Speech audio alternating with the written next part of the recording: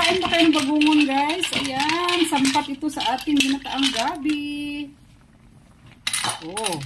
Hi guys! For today's video guys, ayan, maggata tayo ng gabi.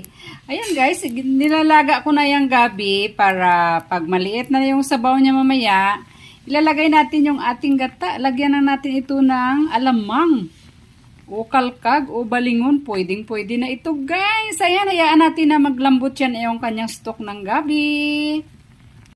At ayan na guys, kaunti na lang yung sabaw natin.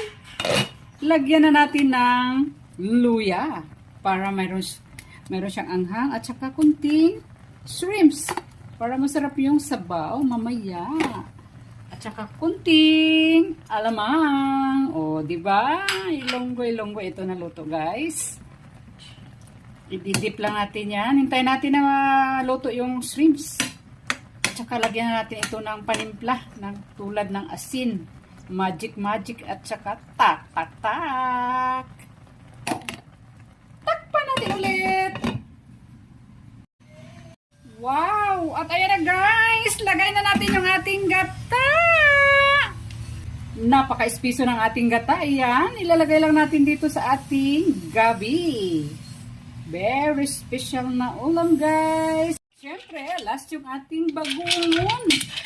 Ayan, kumakain ba kayo ng bagungon guys? Ayan, sampat ito sa ating ginataang gabi. Oh, pakulo-kuloin lang natin ito ng konti. Takpan natin para maluto yung bagungon. Ayan na guys, luto na yung ating shell o bagungon. Perfect na ito guys. Wow, our ulam is ready. Napakasarap na ulam. Thanks for watching.